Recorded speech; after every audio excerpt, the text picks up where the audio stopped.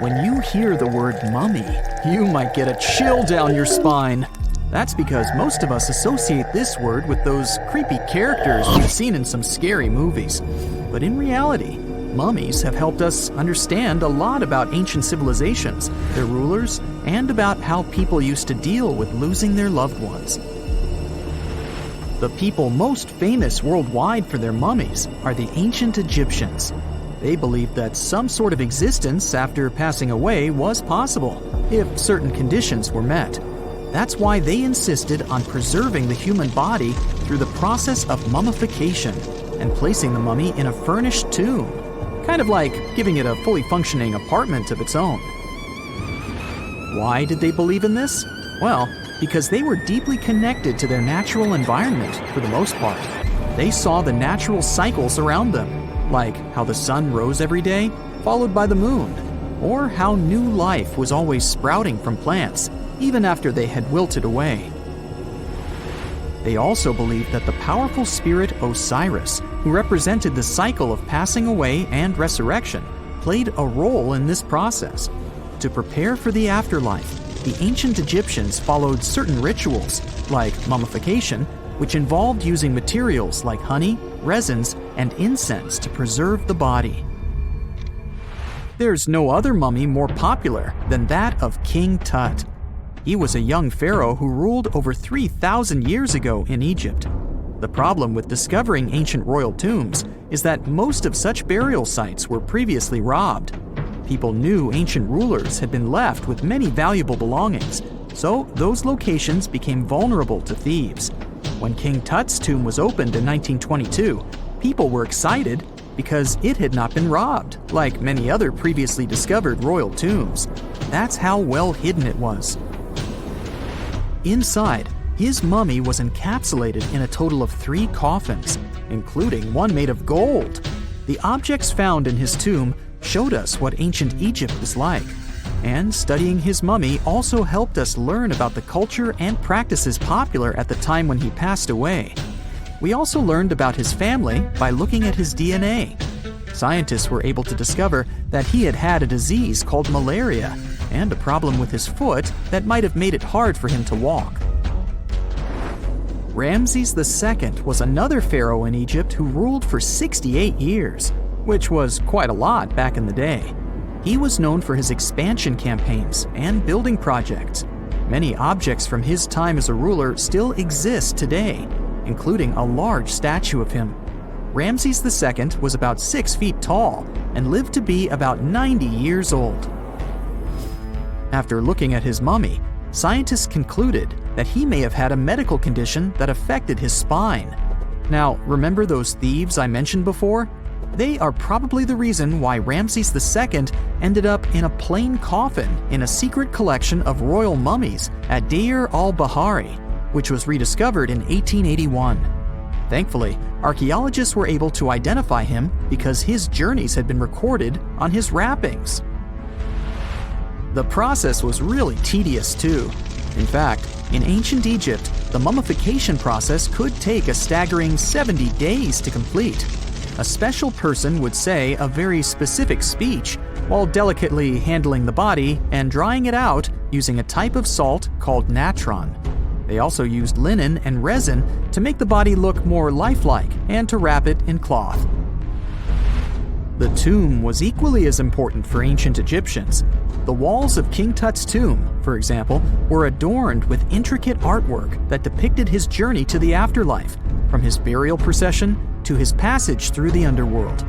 The ancient Egyptians believed that everyone made this journey after passing away, and they filled their tombs with items and paintings to help the person in their spiritual travels. Additionally, the walls of the tomb were decorated with spells from a special book, which contained a collection of poems that the Egyptians believed would help people reach the afterlife. And speaking of how important this journey was, people also placed food in these ancient tombs. In King Tut's tomb, archaeologists discovered 36 jars of vintage beverages and 8 baskets of fruit, which were believed to be left there to help him in his journey to the afterlife. The Egyptians believed that traveling to the afterlife took a really long time, so they left a lot of supplies, such as food and water, to sustain their loved ones. Pharaohs also generally had numerous luxurious garments and beautiful jewelry in their tombs to ensure that they would have a fashionable journey. These items included various types of linen clothing, such as tunics, scarves, gloves, and headdresses, as well as a lot of gold jewelry with precious stones, like bracelets, buckles, pendants, necklaces, rings, and even precious depictions of insects for protection. Some were also deposited with fans made from ivory and ostrich feathers to keep them cool in the afterlife. Some ancient rulers were even placed in their forever apartments along with boats. For example, Pharaoh Khufu built the Great Pyramid at Giza as his tomb, and a large ship was found inside. King Tut, however, was buried with multiple boat paddles, but no actual boat. Instead, he had 3 chariots and numerous walking sticks made of precious materials, perhaps indicating he'd rather travel to the beyond by land, not by water. Amongst the most interesting objects found near ancient mummies are bottles of oils and perfumes. If rulers were supposed to be fashionable, why not smell nice too, right? Also, some of them had some ancient kinds of board games, most of them made out of precious materials like gold or ivory. One of those games was called Senet. It was very popular amongst the ancient Egyptians and very similar to modern-day chess. The ancient Egyptians may have the most famous mummies out there, but they weren't the first to invent the procedure. In fact, it all started in South America with an ancient civilization named the Chinchorro. As far as we know today, these people were the first to mummify their loved ones that had passed away. They did it somewhere around 2,000 years before the Egyptians started their own rituals. Sure, we can tell a lot about ancient rulers by studying these mummies, but until recently, we had no idea what they really looked like during their lifetime. Not so long ago, though, some very special mummy paintings were found by archaeologists studying ancient Egyptian objects. These mummy portraits are highly detailed paintings of individuals that were made while they were still alive. Such paintings were often painted on wood, as opposed to the classical portraits we all know about, which are painted on canvas. They are known for their realism and beauty, and have even been used by researchers to diagnose diseases by comparing them to the corresponding mummies. Some of these portraits also include depictions of jewelry, which was later found on the mummies. The recent discovery of these mummy portraits in Central Egypt is significant, as it marks the first time in over a century that such paintings have been found. Mummies appeared all around the world naturally, too. Mummification can occur without people intervening because of natural conditions, like extremely cold or hot environments, places with a lack of oxygen, or accidental exposure to chemicals that preserve the body. These conditions don't allow bacteria to grow, resulting in the body remaining more or less intact. Famous Otzi was one of these mummies. We know today he was a man who lived around 5,000 years ago in Europe. But upon his discovery in the Alps in 1991, Austrian authorities initially believed that he was a modern mountaineer because of how well preserved the body was. However, after the Iceman was removed from the glacier, it was determined that he was actually from the Copper Age. Most people know that pyramids were built as grand tombs for the pharaohs, designed to ensure they had a smooth journey to the afterlife. The Great Pyramid of Giza, for instance, was constructed for the pharaoh Khufu. But what most people don't know is that this whole pyramid building trend started right here with the Step Pyramid of Djoser about 4,700 years ago. This massive structure was built for Pharaoh Djoser, a ruler from Egypt's 3rd dynasty. It rises 7 layers high above the ground and stands about 200 feet tall. We think of it today as a phenomenal architectural project, but for ancient Egyptians, the Step Pyramid of Djoser turned out to be more like a massive experiment, a trial run, if you will, to perfect their building skills before they moved on to even more ambitious pyramids. Reaching new heights is super exciting, but the real mystery is what is going on below the ground. In this pyramid's underground labyrinth, there is a network of tunnels stretching about 3.5 miles long. And some researchers believe these tunnels might have been part of a sophisticated water system that could completely change what we think about pyramid construction. Let's talk about this massive complex located in Sakara. Surrounding the pyramid, there's what's known as a dry moat, a continuous trench that is up to 164 feet wide and almost 2 miles long. It forms a sort of rectangular shape around the pyramid.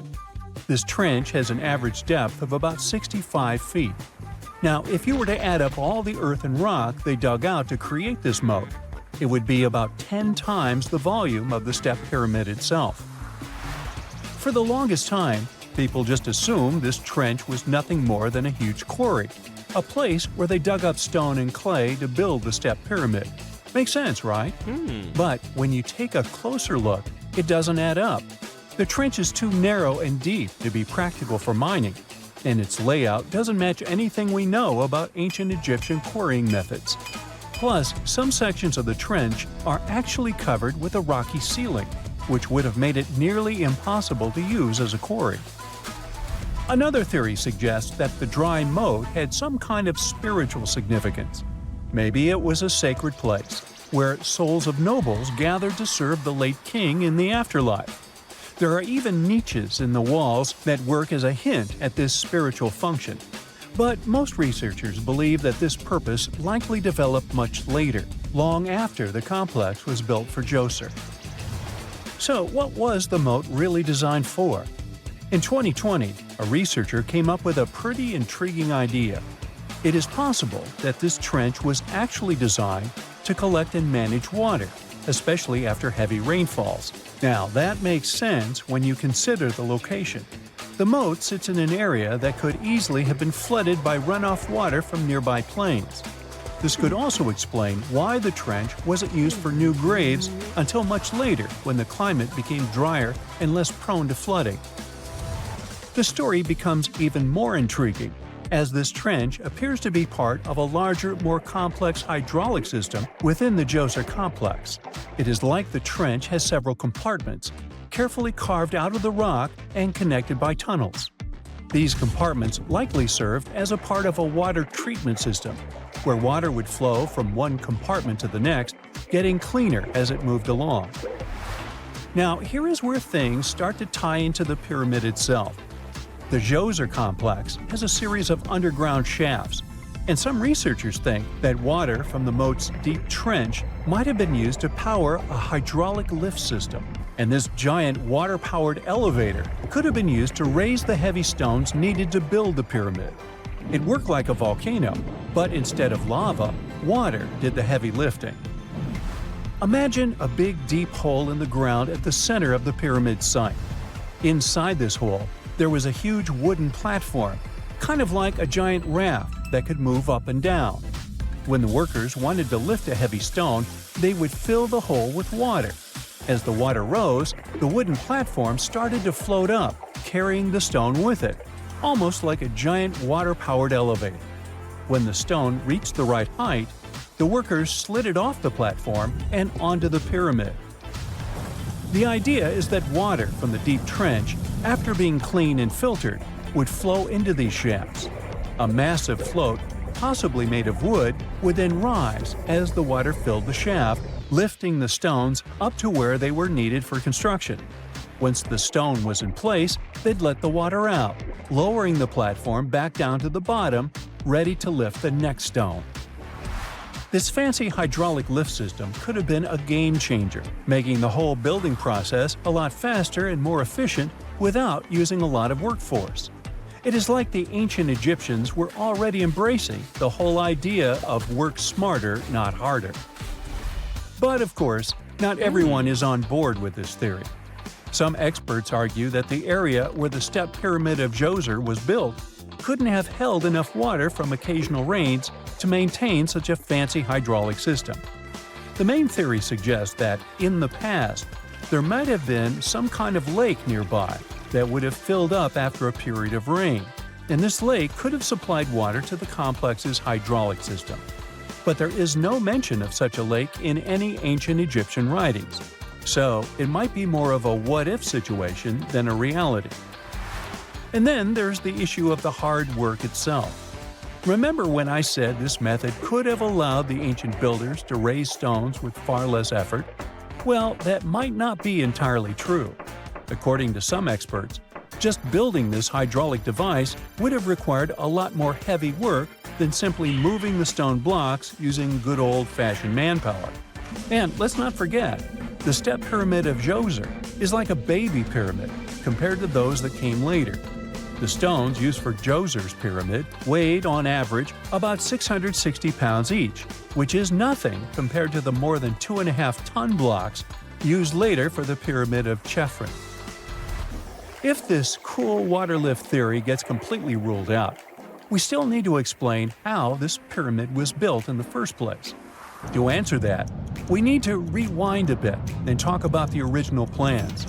See, before Djoser's tomb became a pyramid, the idea was to construct a simple mastaba. This type of tomb was pretty common in earlier periods, a flat-roofed rectangular structure with sloping sides. But after the original mastaba was finished, they decided to expand it a bit by adding more layers on top. And then they added even more layers, until the construction reached 6 distinctive steps, each one smaller than the previous. And they probably did all this by raising those heavy stones using ramps, not a water-powered elevator. There is still so much we don't know about the step pyramid of Djoser. More research is definitely needed to fully understand how this system worked, or if it even existed at all. But the idea of using water to help build the pyramid adds a whole new layer to our understanding of ancient Egyptian engineering.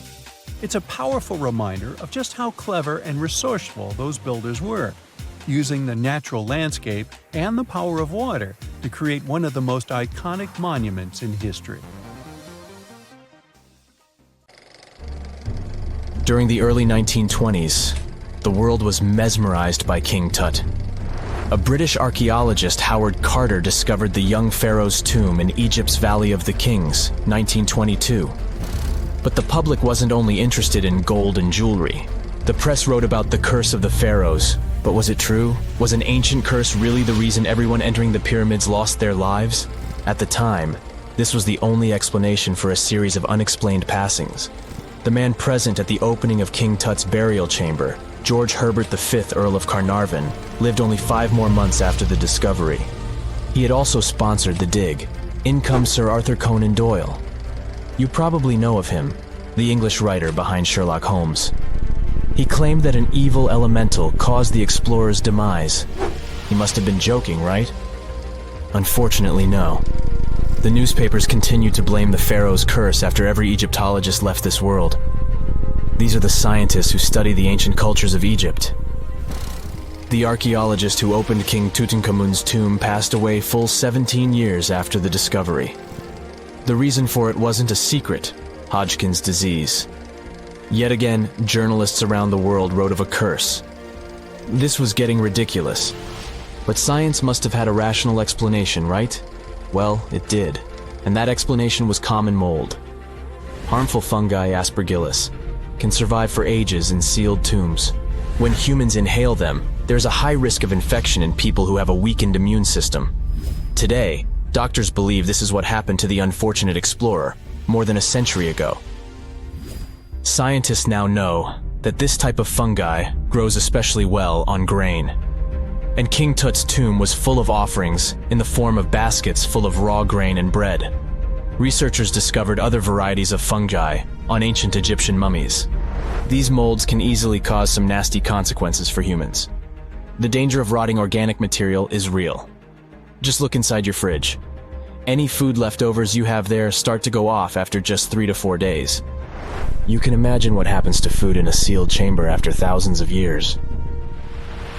Food is just one kind of organic material. There is also wood. If you expose it to water or even moisture in the air, it starts to deteriorate. You don't have to travel to Egypt to see the effects of this process. Any abandoned building in your neighborhood can serve as an example. When a piece of wood gets wet and has no way of drying out, there is going to be damage. From fungi to wood-boring insects, the list is long. Rotten wood presents a huge structural issue. Beams and floor panels are all made of timber, so you better not go inside a failing building. you can easily lose your footing. But this is just the tip of the iceberg. The building materials since the time of the pharaohs have changed, but so have the dangers. One of the best examples is asbestos. Until the 1970s, most home insulation materials contained this substance. It was in everything, from boilers to soundproofing. This microfiber provided excellent heat insulation. But then, the United States banned asbestos in 1989. The UK did the same a decade later. The reason for it is that asbestos becomes a health hazard when it gets damaged. When humans inhale asbestos fibers, they can get seriously sick. Abandoned structures are full of this material, and there is no one to maintain them. You see the danger now. Another material is also common in old buildings: lead. Ancient Romans used lead piping to channel spring water into their homes. They also cooked in lead vessels, which was probably not the wisest of choices. You see, lead and water don't go well together because of something called corrosion. But this problem isn't ancient. US officials banned lead piping only in 1986. That means that 7% of American households still have lead service lines. And this is not the only source of poisoning. Until the mid-1960s, builders used lead paint to coat woodwork. In abandoned buildings, this lead coating snapped a long time ago. Anyone who touches doors and windows will disturb this lead dust and inhale it. The dust particles are at least visible to an unaided eye. This is not the case for carbon monoxide. This gas has no color, so you can't see it. It has no odor, so you can't smell it. No way to detect a carbon monoxide leak at all. And how does this dangerous gas usually escape? Poor maintenance. Well, abandoned buildings have zero maintenance. 1 second, you could be exploring an old factory, and the next you could feel dizzy with and have a terrible headache. These are just some of the symptoms of CO poisoning, the less severe ones. But what is the source? All it takes is for an old boiler to finally give way after years of neglect. We've reached an important question. What is the main factor in air quality inside a room? If you are thinking the level of oxygen, try again. It turns out that oxygen levels drop by only 0.3% in 8 hours inside an airtight room. This is a room in which doors and windows are sealed with tape, so the decrease is even smaller in normal conditions. Oxygen isn't the main problem. The levels of carbon dioxide rise sharply inside a sealed room. This is the direct result of human breathing. We inhale oxygen and exhale CO2. Think of it as a waste gas. Normally, it's only a tiny portion of the air we breathe, 0.04%.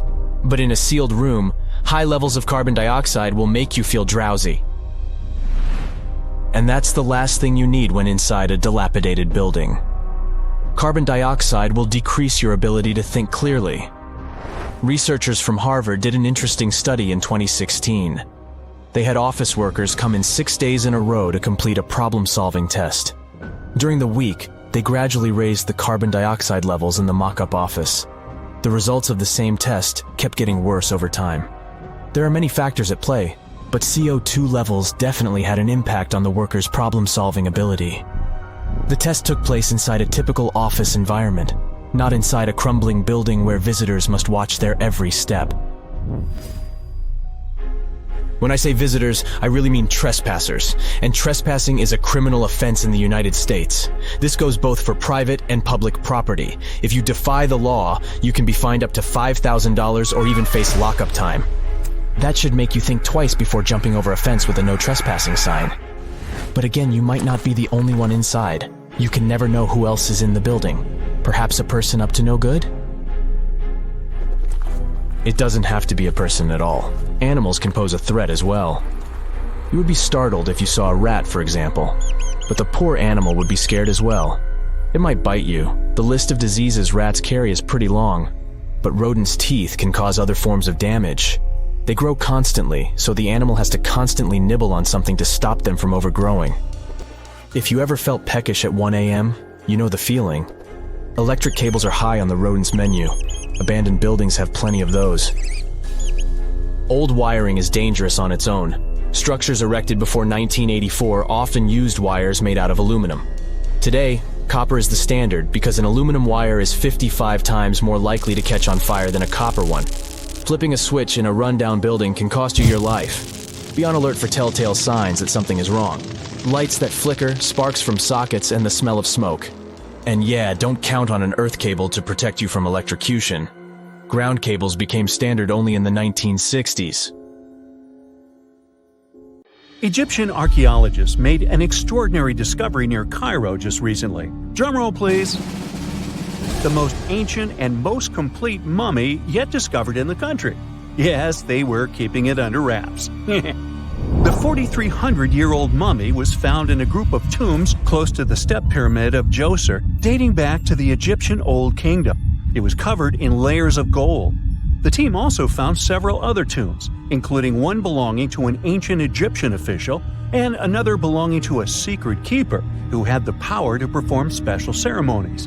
Another interesting tomb was that of a writer, which featured the largest statues ever found in the area. This vast burial site is also home to more than a dozen pyramids and resting grounds. Probably one of the most famous mummies in the world is that of Hatshepsut. She ruled Egypt like a boss for around 20 years, building all sorts of impressive buildings and creating new trade routes. But when archaeologist Howard Carter found her tomb in the Valley of the Kings, her sarcophagus was empty. However, Carter did find 2 coffins in another tomb, one of which belonged to Hatshepsut's wet nurse and the other to an unknown woman. In 2006, a team of specialists decided to investigate whether that mysterious lady was the queen herself. They found a molar tooth in a wooden box with Hatshepsut's name on it, and when they compared it to a gap in the mummy's mouth, it was a perfect match. Ramses II was a pretty impressive ruler, but it was his mummy that eventually made history. Now, we don't hear too much about his daddy. Okay, I'll stop. Ramses is considered to be the most powerful pharaoh in all of Egypt, as he reigned for a whopping 6 decades. He also lived to be over 90 years old. Now that's pretty amazing, considering the time he lived in.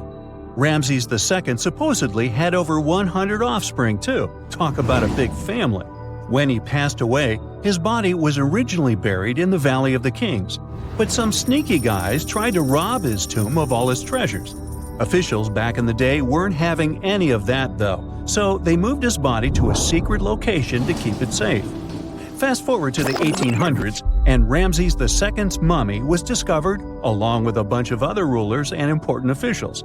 But it wasn't in the best condition, so archaeologists flew it to Paris to get it, pampered. Problem was, he couldn't just be transported into another country. The only solution available was to give Ramses II his own passport. His occupation was listed as king, and the document even featured his photo. Most mummies aren't necessarily known for having the most hydrated skin. But that of an ancient woman, also known as Lady Di, proves otherwise. No, not that Lady Di. This wealthy lady from ancient times was discovered in an ornate tomb in 1971, and she looked fabulous, if we can say so about a mummy. Thanks to the special conditions in her tomb, like the moisture in the environment and the lack of oxygen, her body was almost perfectly preserved. Her skin was soft, her hair was on point, and she was still flexible. The museum that now proudly displays her mummy also shows a ton of fancy items that were buried with her, like dinnerware and musical instruments. Archaeologists investigated the mummy further and discovered that she passed away from a heart attack at around 50 years old. Even though it hasn't been around for over 2,000 years, Lady Di is still making history. The mummy of Otzi, the Iceman, was discovered in the Alps in 1991. Austrian authorities initially thought he was a modern mountaineer because he was so well preserved. Turns out, he was actually from the Copper Age. He was found in a mountain pass over 10,000 feet above sea level. Through studying his mummy, we've learned so much about life in Copper Age Europe. For example, we know that he was a native of Central Europe and enjoyed eating meat. He also suffered from arthritis, narrowing arteries, and intestinal problems. But he likely used acupuncture and medicinal herbs to treat these conditions. And apparently, he was pretty handy with tools. He sharpened them just days before his untimely demise. Who knows if he was expecting trouble or just getting ready for some routine work. Now, King Tut and his story is most likely the one that made all mummies famous. This pharaoh passed away at the young age of 19, more than 3,000 years ago. But his mummy is still one of the most well-known in the world. When his tomb was opened in 1922, people went wild because it was still intact, unlike many other royal tombs. It had some seriously blinged-out coffins, including one made of solid gold. Not only did Tut's tomb give us a glimpse into ancient Egyptian history, but his mummy also taught us a lot about the time he lived in. DNA analysis helped identify his parents and revealed that the pharaoh had a rare bone disorder that might have made walking a bit tough. Now, Ginger is most likely one of the coolest mummies you'll ever hear about. He's like a time traveler from 5,000 years ago who's still looking fly with his golden hair and perfectly preserved nails. Ginger was discovered in Egypt and is believed to be the earliest known mummified body. Before people even knew about mummification, they used to place bodies in shallow graves in the hot, dry sand. And since the sand absorbed all the water, bacteria couldn't reproduce and the body was preserved naturally. Now, scientists are not sure if Ginger's preservation was intentional or not, but since he was buried with some pottery vessels, it's likely that whoever buried him knew some serious preservation techniques. If you want to meet Ginger in person, he's currently chilling at the British Museum. One Dutch art collector bought a statue from Asia and ended up finding a weird discovery. The statue contained a mummy hidden inside. Unfortunately, the body was too fragile to move, so they had to leave it there. The coolest part is that this mummy is over 1,000 years old and was on display for 200 years before being encased in the statue. When scientists did a CT scan, they found out that the mummy was filled with paper scraps covered in writings. Experts think he might have done this thing called self-mummification, which is a pretty intense process involving a special diet and tea that makes your body less prone to bacteria. Only a few people could handle this ritual, and those who managed to do that were seriously respected. No other Egyptian queen has baffled scientists and historians like the stunning Nefertiti. Based on her statues, she was known for her slender neck, wide eyes, and high cheekbones. Her name translates to "the beautiful woman has come." Talk about living up to your name, huh? Even though she wasn't a pharaoh herself, Nefertiti still managed to leave a lasting impression. Written records suggest that, as a wife and queen, she held an incredibly influential role. Because of her power, she was indeed admired, but she also managed to make quite a lot of enemies throughout her life. She was also related to King Tut, but not biologically. Rather, she was his stepmother. So far, locals have yet to identify her mummy, but that may soon change. A local Egyptologist who has been busy excavating tombs in the Valley of the Kings has found two mummies that he believes could be Nefertiti and her daughter. According to specialists, we may soon finally get a definitive answer about the identity of these two mummies. And if one of them does turn out to be Nefertiti, we could be in for a real treat. DNA analysis and CT scans of the mummy could give us the most complete and accurate image of the queen that we've ever seen. It's crazy to think that we've only scratched the surface of what lies beneath modern-day Egypt. Nefertiti ruled during a time of great power and prosperity in Egypt, but unfortunately passed away in a period of social turmoil, leading to her gravesite being lost. Now, where's my mummy? 2 centuries ago, a 31-year-old Frenchman stormed into his brother's office in Paris. He had only one thing to share. "I've got it!" The man was so excited that he immediately collapsed. He spent the next 5 days in bed recovering his health. Who was this mysterious person, and why was he so thrilled? Jean-François Champollion made one of the greatest scientific breakthroughs in human history. He had cracked the code of Egyptian hieroglyphs. This enabled scientists to finally unravel the secrets of this ancient civilization. They weren't able to read hieroglyphs for nearly 2,000 years. After the Romans took over Egypt, the intricate writing system slowly faded away from people's minds. The last of the hieroglyphic texts date back to the 4th century. For thousands of years, Egyptians used images to show their lives. But the knowledge of how to read these pictures was lost to modern science. The story of hieroglyphs began in 3250 before current era. That's when ancient Egyptians developed writing. Their motivation was to better organize the distribution and storage of goods. One of the earliest examples is a ceramic jar that had an inscription in black ink. There were two major writing systems. The first were the hieroglyphs, which literally means sacred carving. Egyptians carved hieroglyphs in stone on temples, tombs, and similar monuments for 3,000 years. They present a system of pictorial texts. A pictograph is a picture or a drawing that stands for an idea of a word.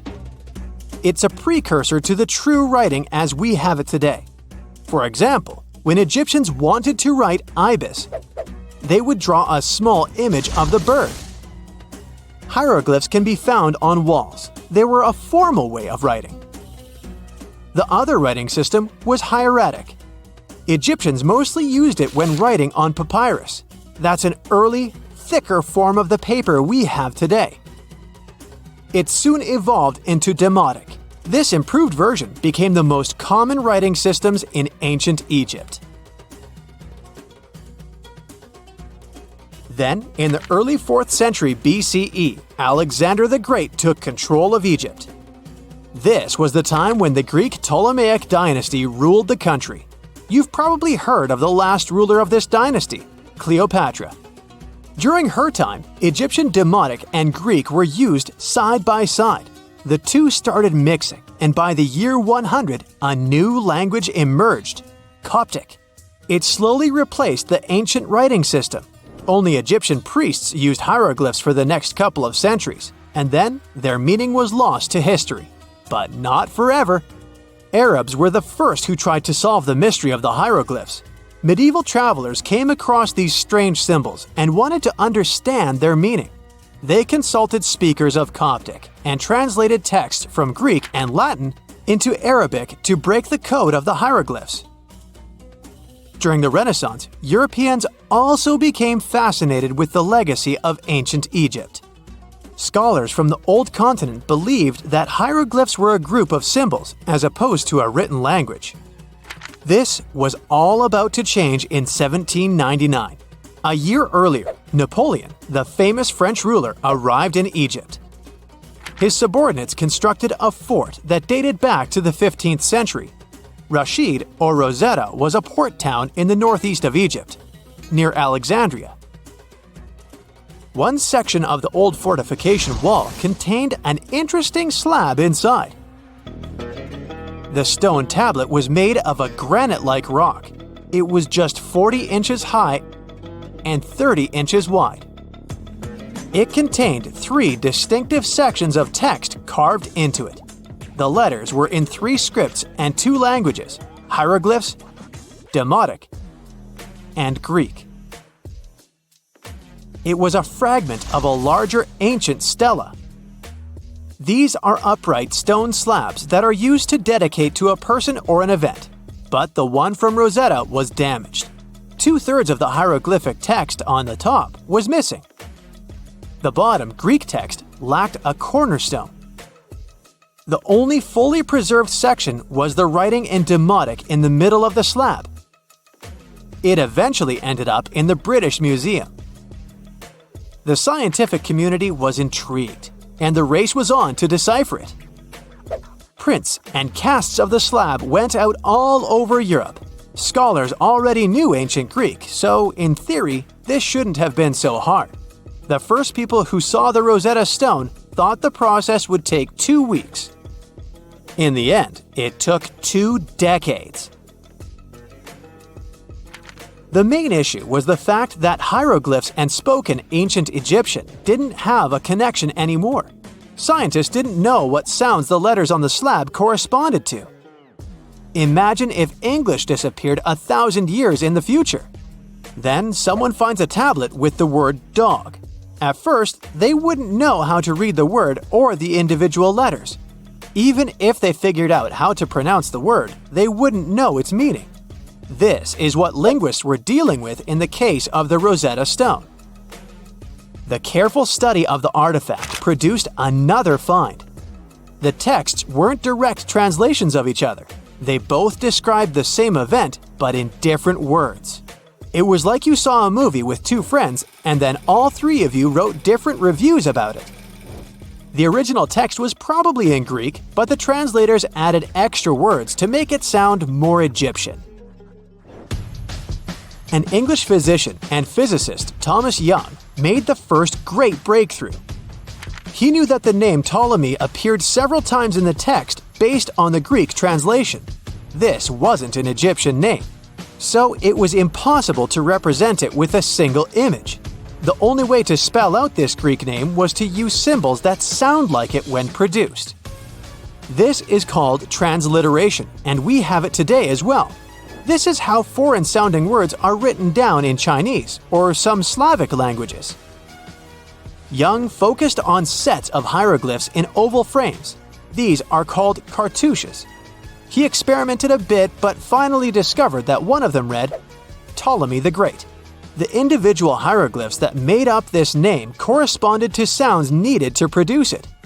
This is where our mysterious man from the beginning of the video enters the picture. Champollion picked up where Young left off. He knew Coptic, so the Frenchman was able to determine what many other hieroglyphs sounded like. The eureka moment was close. It came while he was studying a cartouche from a site dedicated to Ramses II. It had 4 symbols. The last 2 were the same. He determined this was the sound S. The first symbol was the sun. This is Ra or Re in Coptic. So the cartouche read Ra something SS. Can you already guess the name? Of course, it's Ramses. This breakthrough finally cracked the code. Ancient Egyptian wasn't a mishmash of cool-looking images. It was a phonetic language that Jean-François Champollion discovered in September of 1822. The stone slab is today known as the Decree of Memphis. The Egyptian Council issued it in this city in the year 196 before current era. In it, they expressed their loyalty to the pharaoh. They erected identical stelae and temples all across Egypt. The Rosetta Stone was just one copy of them, but its content is less important than the fact that Champollion's translation gave these ancient peoples their voice again. During the 1800s, European scholars didn't think that the Egyptian civilization was much older than classical Greek or Roman.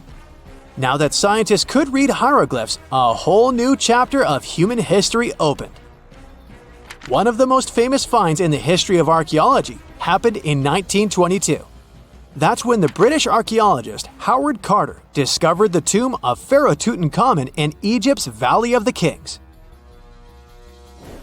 The whole world admired King Tut's golden mask. But without Champollion's pioneering work, it would be impossible to know who its owner was. The young pharaoh's cartouche is phonetic. For instance, you pronounce the pictograph of a chick as the vowel U. The symbol for the key of life is an ankh, and there is a shepherd's crook in the end. It symbolizes the word ruler. A gruesome discovery took place in Egypt some years ago. You want to hear about it? 16 human hands, carefully buried in 4 eerie pits. They didn't look too much like human hands at first, since they were abnormally large, but they were. Weirdly, there were only right hands. No left hands were in sight. It turned out that it points to the practice of an ancient dark ritual. Old Egyptian art and tales talked of a ceremony where warriors would present the right hand of their adversaries as proof of victory and ask for gold in return. Egyptians believed in the afterlife, so cutting off someone's hand meant you cut off their power eternally. Guaranteeing this type of defeat was interesting to the winning party. Here, the fight was between Egyptians versus Hyksos, who lived in what was once known as Canaan. Egypt has always been the center of some history-changing findings, and some time ago, this papyrus was found. If we stretched it open, it would be just a tad bigger than the height of a skyscraper. The world's tiniest skyscraper, which is located in Wichita Falls, Texas. When humans didn't write on their notes app, they wrote on this thing, made from the medulla of a papyrus plant. Around 2,000 years ago, ancient Egyptians wrote something reminiscent of a book where they describe most of their funerary traditions and their visions of the afterlife. It's considered one of the most important texts from ancient Egypt and is still sold in bookstores to this day. This ancient manuscript was unearthed from a chamber located just south of the Pyramid of Djoser, located in Sakara.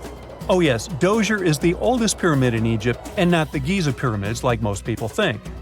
So recently, the site of Sakara buzzed with excited archaeologists who probably found one of Egypt's oldest complete mummies.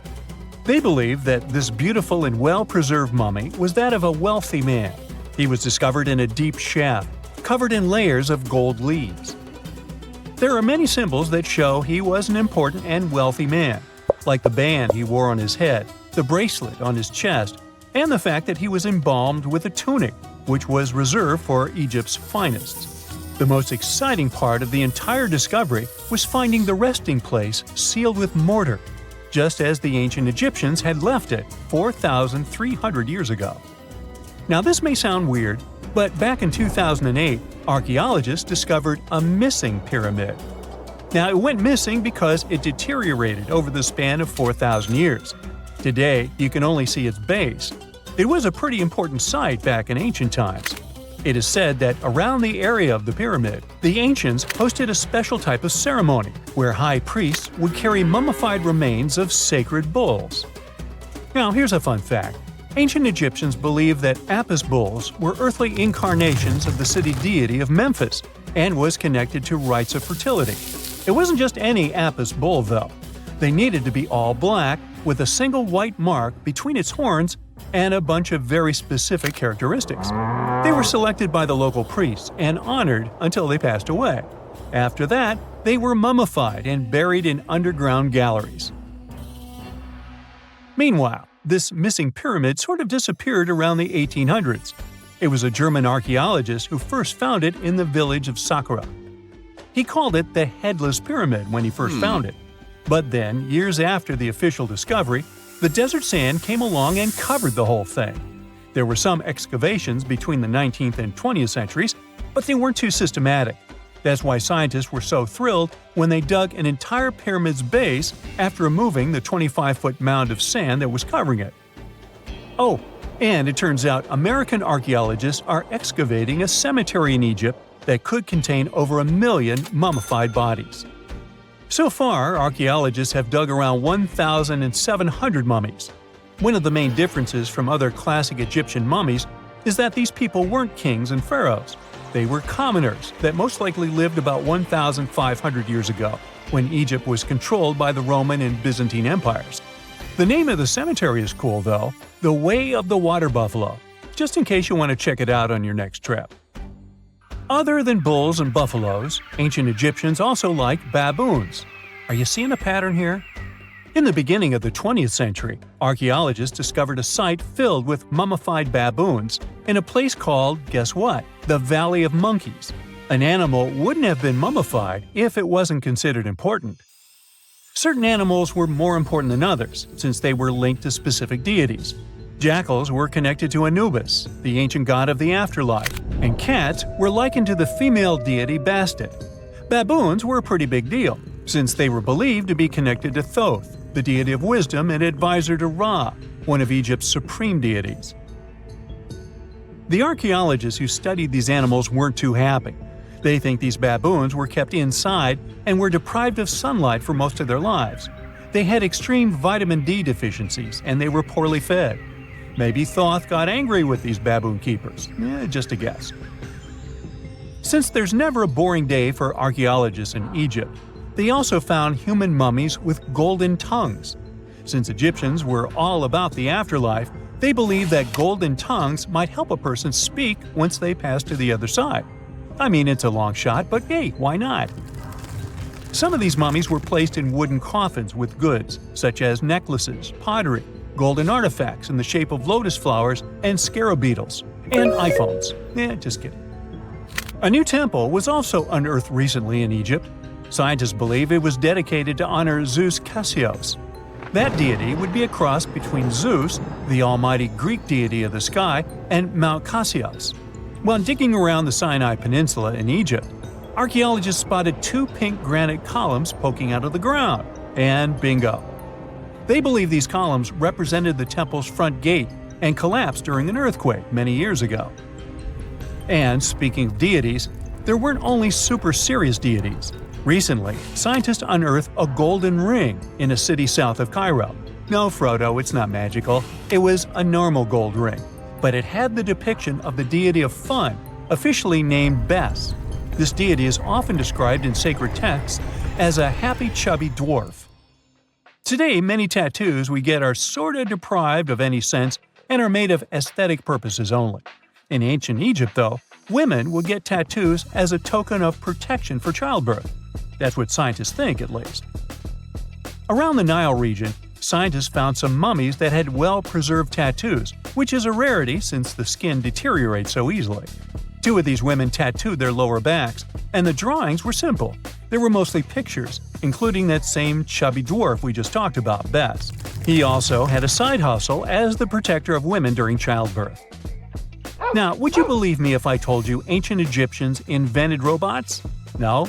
Well, that's because that's not entirely true. Sure, they were astronomers, mathematicians, and engineers, and somehow they also squeezed an eccentric invention into that package – an automated deity some scientists called Hathor. This wooden statue had been in the Metropolitan Museum of Art for years before someone noticed its secret. With the help of an X-ray machine, specialists discovered a mechanical operating system inside it. The pulley-like axis goes from the statue's shoulder to her left leg. When the system rotates, the statue raises and lowers her hand. Hey, pick me! I got my hand up here. Unlike many other ancient Egyptian burial grounds, King Tutankhamun's tomb stayed hidden and free of unwanted thieves for 3,000 years. One reason was that the tomb was smaller than average and tucked away in a place called the Valley of the Kings. This area was already being extensively explored by the time they stumbled upon Tut's spot. The entrance was all covered in debris from building a nearby tomb, which must have also helped keep it a secret. There were also 0 writings or signs on the outside of the tomb. Time passing also played a part in keeping it in amazing shape until the 1920s, when a man named Howard Carter finally made it in. But was Carter that big of a hero? Some recent findings say he might have been sneakier than initially thought. People used to think Carter wasn't just a glorified treasure hunter, he was a true archaeologist. Before Tut, he had been on a relentless quest for Egyptian artifacts. He discovered his interest in these unusual objects when he was a child, and soon started drawing the sculptures and inscriptions that were found in ancient tombs. After stumbling upon the remains of King Tut, Carter spent a decade recording and processing all sorts of objects, like golden thrones, chariots, and statues from Tut's tomb, shipping them down the Nile to Egypt's museum in Cairo. Well, at least that was the official story. More recent discoveries claim that not all of the objects made it to Egyptian officials. A secret letter seems to uncover Carter's little 10 for them, 1 for me policy. The letter in question was sent to Sir Alan Gardiner, a philologist and friend of Carter's, dated from 1922. In these writings, Carter mentioned having found the tomb and was asking his buddy for some advice. In another letter from 1934, Gardiner seems to be thanking Carter for an amulet, which was sent to him as a thank you gift. Carter was adamant that it didn't come from Tut's tomb, but evidently it did. Even the British director of the Egyptian Museum was onto Carter's sneaky endeavors, but couldn't prove it. He compared Gardiner's amulet to others from Tut's tomb, and lo and behold, they were a perfect match. Gardiner was so disappointed to have been put in such a sticky situation that he vented to Carter in another letter. Deciding to be a good friend, Gardiner didn't throw the famous archaeologist under the bus. Instead, he advised Carter to take those stolen goods back to Cairo, just like he'd advise you to like this video and subscribe to the Brightside channel for more amazing videos on the most unique topics in history. It's not the only shady piece of information on Carter's post-discovery behavior. In 1947, a man named Alfred Lucas, who used to work with a controversial archaeologist, gave some information in an obscure journal in Cairo. He claimed that Carter sneakily cracked open the burial chamber door himself. Then he sealed it back up like nothing had happened before the official uncovering. Now, why would he do that? Well, the same theory suggests that Carter and his crew might have entered the tomb early so they could get their hands on some ancient goodies. Obviously, these people couldn't risk having such objects sold while they were still alive, but made sure they were auctioned off after they passed. Carter, though, never confessed to anything. He made no official denial either, but the Egyptian government couldn't risk any more mysterious disappearances, so they prohibited him from entering the tomb for a while. Some have connected this apparent stealing to the curse of King Tut. If you've never heard of it, know that it became quite the scary tale soon after King Tutankhamun's resting place was uncovered. It claimed that anyone messing with the tomb of the boy Pharaoh would face some serious bad luck. It's not all dramatic like a mummy going on an aggressive spree, but word got out that the people involved in disturbing King Tut's lair met some mysterious, untimely ends. The main untimely passing related to this supposed curse is that of George Herbert, the 5th Earl of Carnarvon. He was this British aristocrat who helped fund the search for the tomb. He passed away just a year after the tomb was opened. Now, people love to call it mysterious, but it turns out that Herbert was already in pretty bad shape health-wise when he got to Cairo, and he ended up getting taken down by a regular disease. Now, let's talk numbers. There were a lot of people linked to this tomb opening – security guards, archaeologists, and supporting staff. And sure, a few of them did pass not long after the tomb started receiving visitors. As much as we'd like this curse to be true for the sake of, good storytelling, statistically, if you have a bunch of people connected to opening a tomb, you'd expect some passings just by random chance. The average lifespan for those supposedly targeted by the ancient curse was more than 20 years after the spell was supposed to kick in. Herbert's daughter even lived until the 1980s, that's half a century later. And Howard Carter himself lived until 1935, a solid 16 years after the big reveal. Some have suggested that the whole curse was nothing more than a careful PR strategy. You see, when Tut's tomb was found, Howard Carter wanted to make a priority out of keeping nosy reporters away. So he might have come up with a curse hanging over anyone entering the boy king's resting place. But what was stolen from King Tut's tomb anyway? Well, some jewelry to begin with. It might have been snatched by Howard Carter himself, according to a French specialist. He did some intensive research by looking at old pictures taken from inside the tomb back in the 1920s. He compared those images to various objects from museums and auction houses. He soon started to piece together the whereabouts of some of Tut's jewelry. First up, there's this collar that used to be on Tut's chest. It was all broken into pieces, and some parts went via Carter to the Nelson Atkins Museum in Missouri. Meanwhile, other bits ended up on a necklace owned by some unnamed people who tried to sell it in 2015 but failed. Even the Nelson Atkins Museum agrees, as they've confirmed the information on their website. Then there's a headdress piece. Some beads from it that once belonged to Tut apparently got stolen by Carter too. They were also strung into a necklace and are now being held at the St. Louis Art Museum. Another fancy collar made out of glazed ceramic magic spent some time at the Met, far away in New York. Thankfully, it was sent back to Egypt a bit over a decade ago. This seems to have been, as you'd expect by now, also stolen by Carter. Missing artifacts aside, King Tut still gave a ton of amazing objects that helped us learn more about this incredible ancient culture. Starting with the famous burial mask. It's this massive 21-inch gold art piece with semi-precious stones and glass paste. It weighs 22 pounds and showcases the boy Pharaoh with a long beard and a headdress with a cobra and vulture. On the back, there's this spell from an important ancient Egyptian spiritual book that's supposed to make sure it works just as well in the afterlife. Tut was also apparently a board game enthusiast. They found 4 board games in his tomb, some made of ivory.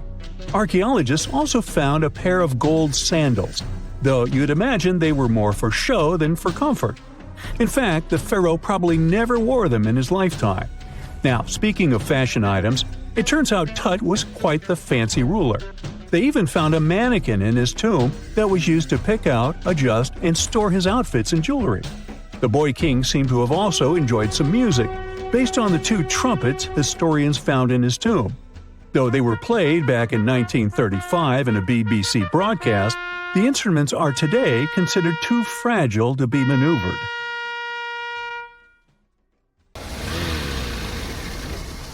And now we're off to almost 5,000 years ago. Let me take you to ancient Egypt, where back in 2550 BC, guess what? The construction of the Great Pyramids of Giza started. People learned to build cathedrals and skyscrapers, but it wasn't until recently that these massive buildings appeared. It's still a mystery to even modern scientists how these pyramids were built 5,000 years ago. No wonder they are one of the 7 wonders of the ancient world. They're also the oldest of them and the only wonder of the ancient world that still exists in the 21st century. It must have taken a lot of cooperation to build a thing that massive, even for today's metrics. But the Giza pyramids weren't the first pyramids ever. The first one, called the Tut Pyramid, was built around 80 years before the first Pyramid of Giza in 2630 BC for King Djoser. It wasn't meant to be extraordinary, but ended up being quite impressive. It was a pyramid of 6 stepped layers of stone. It was 204 feet high, which is as tall as a 19-story building. And it was the tallest building that existed at that time. It wasn't just a pyramid though, it was surrounded by a whole complex of buildings, including even courtyards. In ancient Egypt, people believed in the afterlife, so everyone, especially kings, wanted to make sure they had everything they needed to get ready for it. Here's why the pyramid complex was perfectly supplied with a lot of objects people used every day. The complex included a pyramid and a kind of a palace. Those buildings had many things the king loved and might need one day, like furniture, food, and gold vessels. After Djoser, building pyramids became common practice, but many pyramids weren't finished. It would usually take about 20 years to build one, but many rulers reigned way less than that. Overall, there are more than 100 pyramids. The most famous pyramids are the Great Pyramids of Giza. The first one and the biggest one was built for Pharaoh Khufu, around 2550 BC. Initially, it was 481 feet tall, which is as tall as a 40-story building. The second pyramid was built for Khufu's son, Pharaoh Khafre, around 2520 BC. It's just a bit shorter, usually standing at 471 feet high, a 39-story building. This is the pyramid with the famous statue of the Sphinx. Sphinxes have a lion's body and a human head. They were built to guard important areas. This one has the head of Pharaoh Khafre and is guarding his pyramid, facing the sunrise. The Sphinx is most well known and is one of the world's biggest and oldest statues. Originally, it had red color and did have a nose. It's still possible to see the trace of red pigment by its ears. But no one knows exactly when the nose disappeared. For some time, the Sphinx was sort of hidden underground, being covered with sand up to its shoulders. Luckily, in the early 1800s, an adventurer with a team of 160 people dug it out. The third Pyramid of Giza is the smallest one, being more than twice shorter. Originally, it was 218 feet high, about the height of a 20-story building. Built in 2490 BC, it was a pyramid for Khafre's son, Menkaure. The pyramids are designed to align with the points of the compass, and their sides symbolize the rays of the sun. But back at the time, there were no compasses. Ancient Egyptians figured out the directions themselves, and with amazing precision. To align the pyramids, they used 2 constellations. Originally, the pyramids were covered in smooth white limestone and had a gold-silver top to reflect the sun. Later, the white limestone was taken from the pyramids by other kings and used for other buildings. Scientists estimated that ancient Egyptians used about 2.3 million stone blocks to build the first pyramid.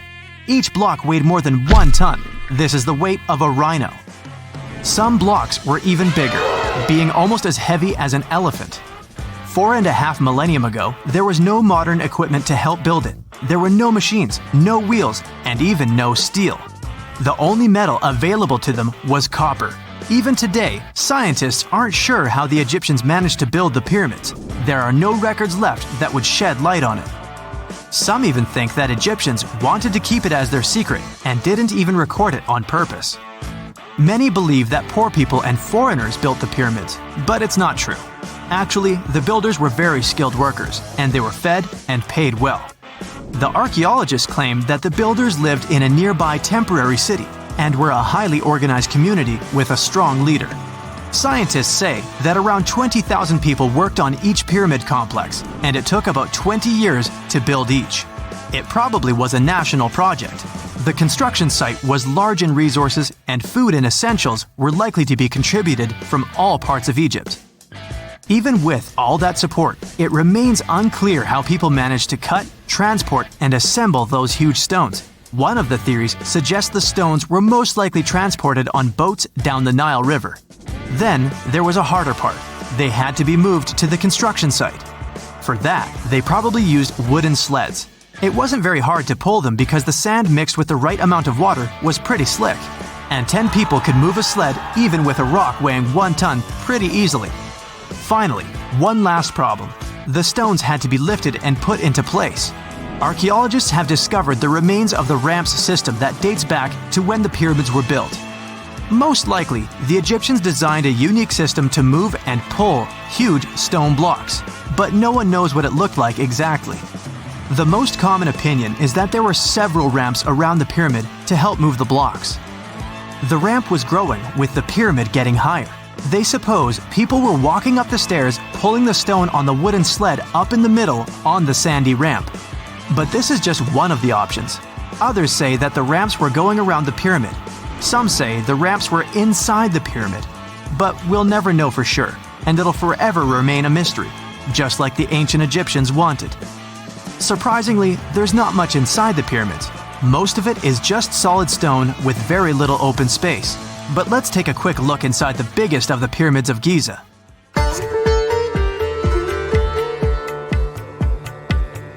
From the entrance, there are 2 stairs, one going down and the other one going up. The descending one takes you to a chamber located underground.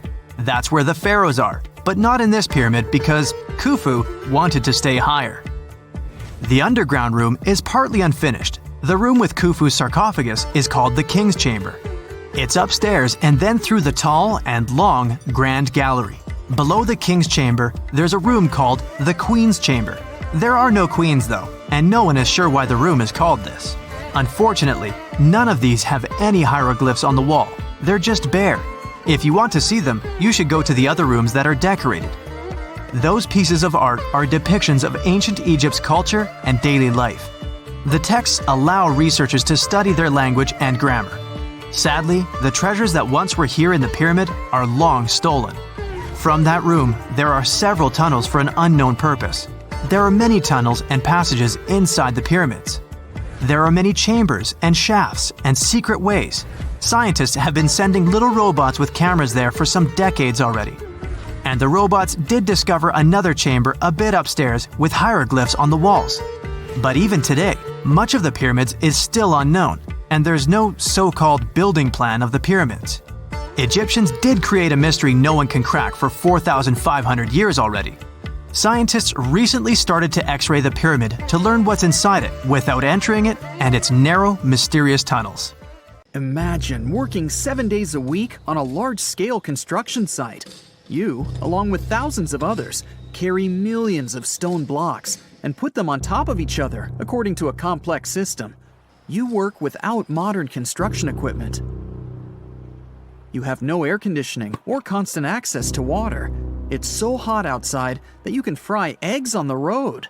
You've been building the pyramid for decades, and now, when it's finally done, you enjoy the result of the colossal work of thousands of people. You're looking at a giant cultural monument of global value that will freeze in time and amaze people for tens of thousands of years. A few thousand years have passed. People in the 21st century see the pyramids and are like, wow, I can't believe humans have built this. Yeah, the people who built the pyramids wouldn't have appreciated such a theory. But actually, there are reasons to believe that people built it using some fantastic technology. From the outside, it seems the Great Pyramids are just big triangles of stone.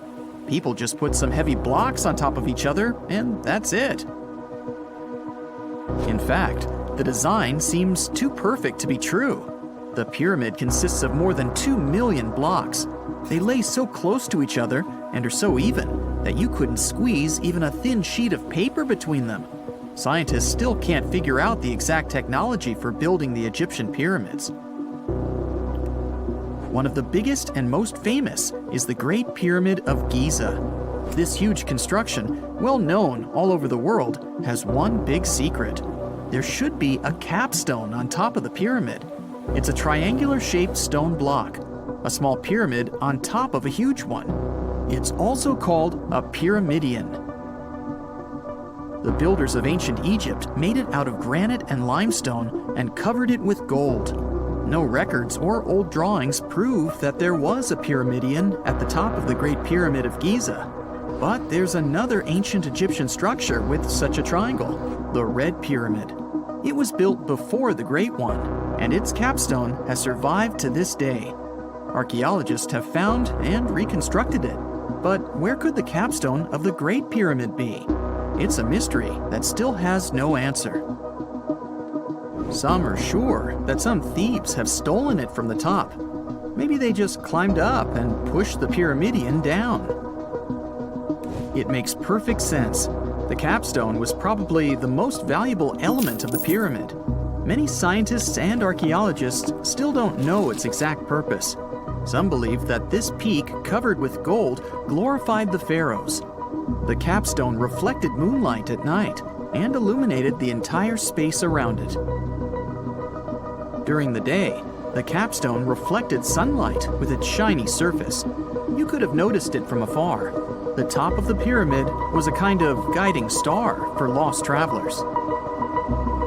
All other stone blocks of the pyramid consist of limestone. People polished them to make them look shiny. In the past, they were even glowing and reflected light. You could see glowing pyramids from space, although they looked like tiny lights. Over thousands of years, winds, sandstorms, and rains have changed the pyramid's appearance. If people had taken care of them all this time, they would have looked like something out of science fiction movies, or the pyramids from Las Vegas. But unfortunately, we will never see their original appearance. Some archaeologists and scientists believe that the capstone could absorb the sun's energy and distribute it evenly throughout the pyramid. No one knows precisely why the Egyptians needed this technology. There's a theory the pyramids are ancient energy systems. The pharaohs applied this energy to use some unique technologies that were more advanced than all the achievements of the 21st century. And the triangular shape of the pyramids was ideal for boosting this electromagnetic energy. In theory, solar radiation, or electromagnetic forces, accumulated at the top of the pyramid, filled the inner rooms, and then went down the walls to the base. Any surface distortion could prevent the flow from spreading, so they had to create a perfectly smooth surface. That's why they installed the blocks so that nobody could squeeze a needle or razor blade between them. Many people believe in this theory because they built the pyramids from limestone. This material can hold energy inside itself. In the inner part, they created granite deposits to cause air ionization, that is, to create an electric charge. They also dug channels under the pyramid for water to transmit electricity. And at the top, they put a gold capstone, the best conductor of electricity. So, this is how you get a great power generator. Different cultures used similar technologies to create electricity all over the world. But these are all theories. If it had been working, humanity would have used these technologies today. There are mentions of the metal industry, chemistry, engineering, physics, mathematics, and astronomy in some ancient records. Most scientists don't believe in all these things.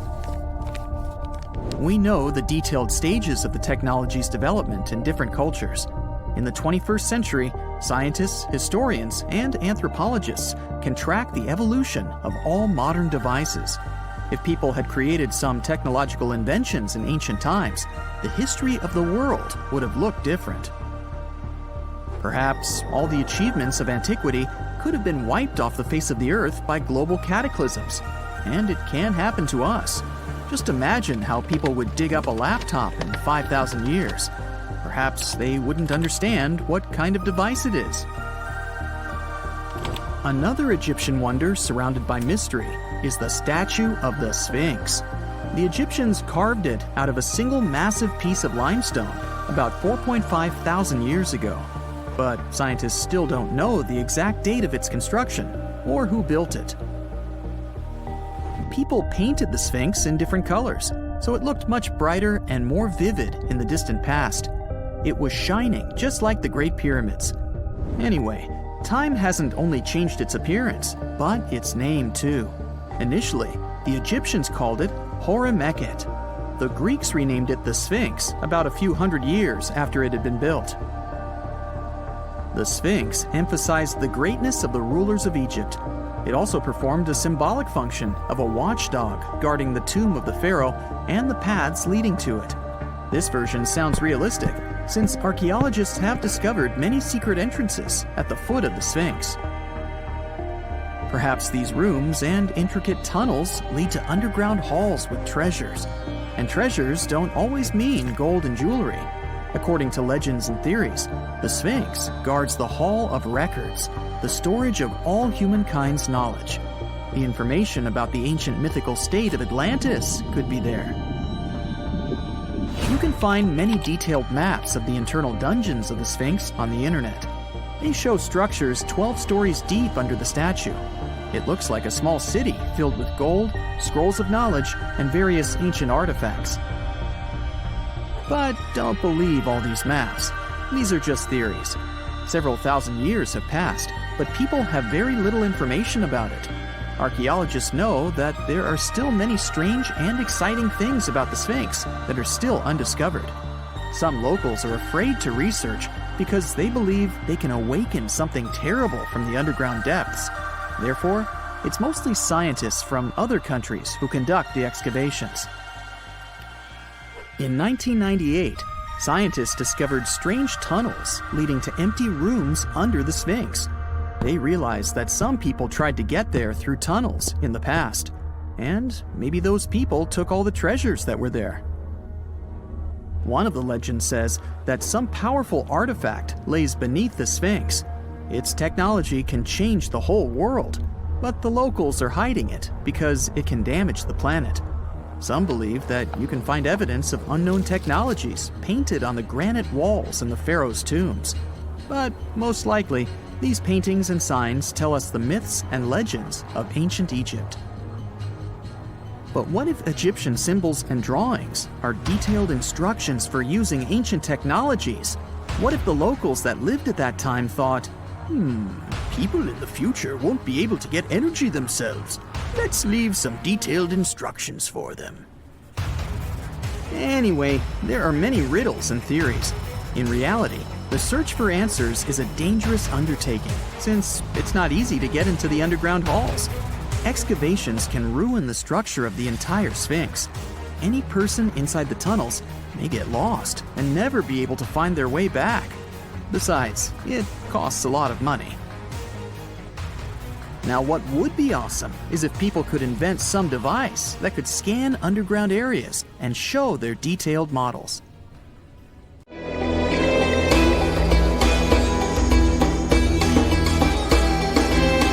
The Great Pyramid was created as the final resting place of ancient Egyptian monarch Khufu. According to legend, French leader Napoleon entered the Great Pyramid and came back out looking shaken and super pale. He never revealed what he saw inside, but whatever it was is said to have affected him for the rest of his life. When Napoleon entered the pyramid, he would have walked through a super tight and ascending passageway. He'd then go through another passageway, known as the Great Chamber. This corridor would have been much taller than the previous one, and would have cobbles too. He then reached the King's Chamber, the centerpiece of the Great Pyramid, which was lined with huge blocks of granite. But it wouldn't have looked as grand as we might imagine. There are no hieroglyphics decorating its walls, as Egyptians only began decorating the burial chambers of pyramids much later on. The pharaoh's tombs deep inside the pyramid would have also been filled with treasures, from chunks of gold to the world's most expensive jewelry. But this would have all been looted a long time ago. The only thing that probably would have been left in there would have been a huge sarcophagus, which would have once contained the king's mummy. He'd also have to walk past the queen's chamber. This room most likely didn't hold any queens though, as pyramids were usually only built for one person. There are mysterious tunnels leading from here. To this day, no one is really sure what they're there for. And that's not the only mysterious and creepy thing Napoleon may have encountered, as stories of pharaohs leaving ancient curses on pyramids go way back. Many pyramids had warnings written on the outside, telling of horrifying things that would happen to those who entered and disturbed the peace. We might not know what exactly Napoleon found in the Great Pyramid that scared him so much, but we know for sure what was found in Tutankhamun's tomb. Tutankhamun was an ancient Egyptian pharaoh who was only 8 or 9 years old when he took to the throne. He became a cultural phenomenon when his tomb was discovered almost completely intact in 1922. His pyramid sits in the Valley of Kings in Thebes, modern Luxor, which is in Egypt. Unlike the Great Pyramid, Tutankhamun's tomb was covered in beautiful wall decorations. The walls told the story of how he would travel to the afterlife through the underworld. Egyptians believed all people would have to take this journey, so they would fill their tombs with objects and paintings to help them get there. There'd also be spells painted on the walls. They believed this would help people pass over to the next realm. The journey would be pretty long, and for that reason, the ancient Egyptians would also fill the pyramids with food. Tutankhamun's pyramid was filled with 8 fruit baskets. They even found something called gingerbread fruit in there. The rooms were jam-packed with furniture, statues, clothes, and staffs, amongst a whole bunch of other things. You'd likely find a lot of clothes and expensive jewelry in the pyramids as well. The ancient Egyptians wanted their ancestors to travel in style to the afterlife. They put Tutankhamun in his final resting place with over 50 pieces of clothing, all of the highest quality. There were tunics, scarves, gloves, and headdresses, and a ton of jewelry. Bracelets, pendants, necklaces, rings, and scarabs for protection were all found inside. Each of them was made of gold or precious stones. There were also fans made of ostrich feathers to keep the old pharaoh cool in the hot Egyptian sun. But the temperature inside the pyramids never actually went above 68 degrees Fahrenheit. The ancient Egyptians developed a super cool air conditioning system that we don't fully understand even today. Tutankhamun's pyramid also contained 130 walking sticks made from ebony, ivory, silver, and gold to help him on his journey. There were 3 chariots hidden away in case he got tired of all the walking. They also put 11 boat paddles inside, but there was no sign of any boat. The pyramids would be littered with the pharaoh's favorite scents and perfumes. During the excavation of Tutankhamun's pyramid, it quickly became clear that it had been robbed during ancient times. There was damage to doors and traces of oils left in empty jars. It looks like someone raided the pyramid for gold and the scents, perfumes, and oils that had been left for King Tut. There was still a bit of perfume, which was made from coconut oil and frankincense, left in one bottle. It seems like Pharaoh Tutankhamun loved board games. There was an ivory traveling set of Senet in his pyramid. Although we don't know for sure exactly how to play it, we have figured out it was sort of an ancient Egyptian version of backgammon. It looks like it was a 2-player game where the goal was to knock your opponent off the board. Not really sure who Tutankhamun's mummy was supposed to play with though. The ancient Egyptians had some rituals that may seem pretty strange to us. For example, they used to shave their eyebrows off if they ever lost a cat. So it's not too surprising they put some really weird things inside pyramids. Archaeologists discovered a collection of mummified cats and scarab beetles in pyramids that date back more than 4,000 years. They were found in the pyramids of Sakara, which is south of Cairo. They also found a bunch of makeup kits and mirrors inside. Makeup was worn proudly by both men and women in ancient Egyptian times. Eyeliner was the most popular cosmetic. The Rosetta Stone was one of the best discoveries ever made in pyramids. It was found by our man Napoleon Bonaparte and his team. It's a black granite rock that dates back to 196 BCE. It's transcribed in Greek, Demotic, and Hieroglyphic. When it was translated in 1822, we got the key to understanding ancient Egyptian hieroglyphics for the very first time. The discovery of Queen Hatshepsut's mummy in 1903 changed our understanding of the Egyptians forever. After she had passed away, her successor, Thutmose III, removed most of the evidence of her reign, so we basically knew nothing about Egypt's first great female leader. She's now gone on to become one of the few and most famous female pharaohs of Egypt. Pharaoh Khufu even had a fully fledged boat in his pyramid. Archaeologists uncovered more than 1,200 pieces of a giant boat near the Great Pyramid at Giza. They reassembled the boat, and it's a whopping 144 feet long. It's most likely a solar boat, which was designed to carry the resurrected king with the deity Ra. Fun fact, the Pyramid of Giza is the last remaining of the 7 wonders of the ancient world.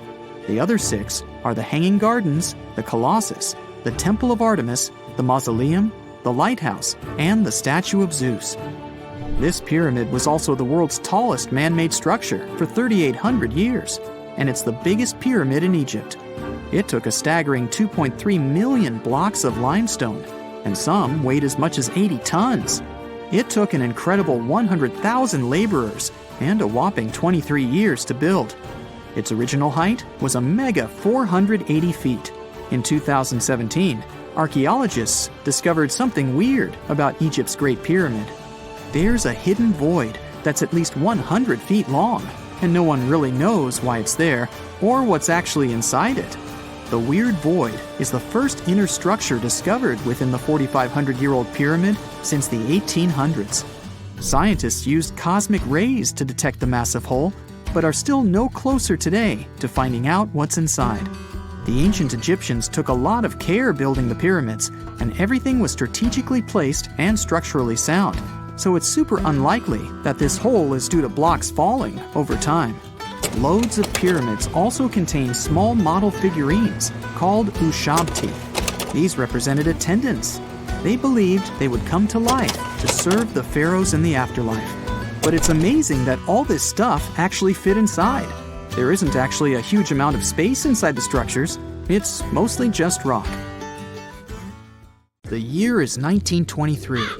2 teenagers sneak out of their homes in the middle of the night in Florida City. Rumor had it that an old man was building a rock castle by himself. But every time someone tried to see what the old man was doing, he would stop working.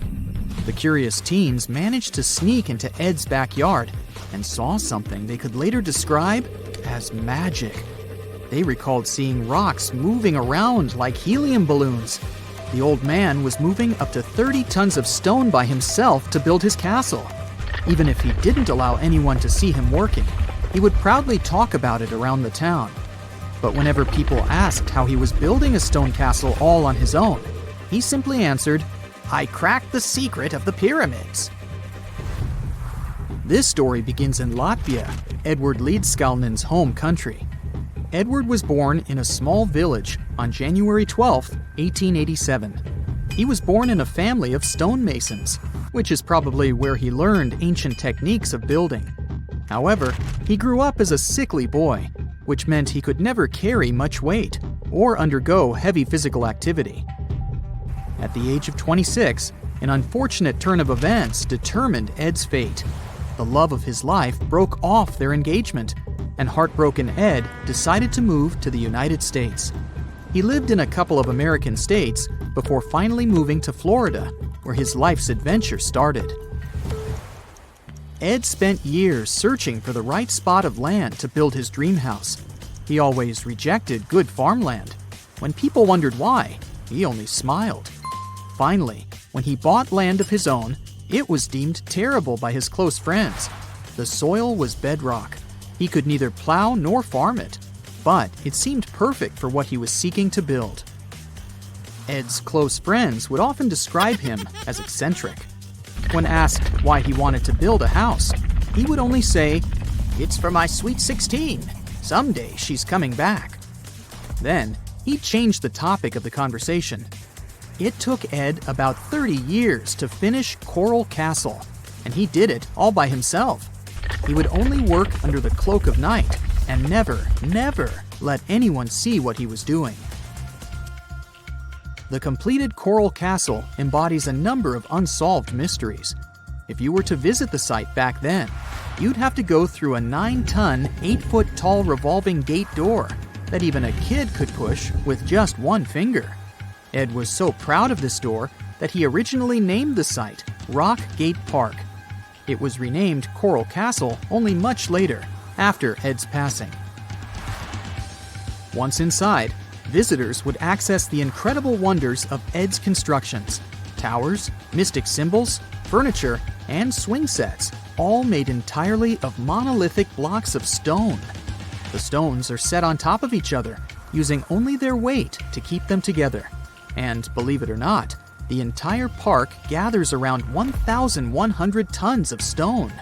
Today, if you visit Ed's living quarters, you'll even see the simple instruments he used to construct all of this: chisels, hammers, ropes, and pulleys. The type of work he did is difficult even with modern-day equipment, let alone without it. Coral Castle's main mystery lies in how Ed managed to do it. The only photograph of Ed Leedskalnin at work shows a simple leverage structure of a chain hoist attached to a wooden tripod. The tripod was made of old telephone poles with a small wooden box on top. What was in the box is, of course, a mystery. Unfortunately, he took his secrets with him, not sharing the truth of his work with anyone else. Yet, not all is lost, as there are many theories and speculation surrounding what could have happened there. One theory says that there is a harmonic grid inside the Earth's surface, something that would create anti-gravity spots around the globe. It's believed that Coral Castle was built in such a spot. This could explain why it took Ed so long to find land that pleased him. Maybe what he was looking for was a place that allowed him to experiment with anti-gravity forces. Yet, whenever Ed talked about his work, he would say he understood the laws of weight and leverage, and, sure thing, that he had cracked the secret of the pyramid builders. And what secret is that, you might ask? According to Ed himself, it has to do with magnetism. He even published a pamphlet called Magnetic Current. There, he explains that every object has magnetic particles inside of them. A person just needs to understand where they are located inside such objects. This way, objects can be lifted and moved around without much effort, just like moving something heavy underwater. Researchers say that if we assume Ed Leedskalnin and the pyramid builders used the same technique, then it would only have taken 4,700 workers to build the Great Pyramid of Giza, instead of the 20,000 to 100,000 that is currently estimated. But this story just keeps on getting more and more mysterious. In the late 1920s, Ed was finishing the construction of Coral Castle in Florida City. Rumors about his work had spread around town. People said Ed was hiding a stash of money somewhere in his living quarters. One night, a group of men waited until Ed was alone and broke into the castle to rob him. They couldn't find the money and, luckily, didn't harm Ed. But in the following days, he decided that it was best he moved out of that land. Of course, he took more than his toothbrush along with him. Ed decided to move the entire Coral Castle to another land 10 kilometers away from where he had built the park. Legend says he hired a truck driver and asked him to swear secrecy about what Ed intended to do. He asked the driver to look away while Ed loaded the truck by himself, moving all of the rocks without any help. With the truck loaded, Ed and his castle moved to Homestead, Florida, where the park is located until this day. In 1986, a group of engineers from Florida University was called to try to fix the park's gate entrance. the 9-ton revolving door that Ed was so proud of. They arrived with plenty of modern-day equipment, including a 20-ton crane. When the engineers took the door down, they noticed that Ed had used a strange circular stone at the bottom of the revolving door. The engineers couldn't understand how this frisbee-sized rock could withstand 9 tons of weight without breaking into pieces. They sent the rock to the geology department at the University of Florida, but the geologists simply returned the rock, saying they couldn't find a match of this rock in their databases. They couldn't determine its origin. The engineers put the 9-ton gate back into place, trying to use other techniques. At first, it didn't work without the base rock Ed had originally used, so they had to cut the gate rock to make it work as a revolving door once again, proving that modern-day technology couldn't replicate what Ed had done single-handedly. Fast forward to 2011, and another man claimed to have cracked the code of the pyramid builders and Ed Leedskalnin himself. Wally Wallington, a retired construction worker from Lapeer County, Michigan, has managed to build using similar techniques to those used by Ed. Wallington is known for having built his personal Stonehenge in Michigan. He is said to have used simple machines, such as levers and counterweights, moving around multi-thousand-pound concrete blocks. Unlike Ed, Wallington has shared his techniques with the public. Multiple videos are showing the clever engineering he built from very simple materials. It sure is impressive. The man has moved his entire barn into another property just with the help of simple tools. However, there is no way to prove that these were the same techniques used to build Coral Castle. To this day, the secrets of Coral Castle haven't been unraveled. But hey, we can always keep trying to solve it.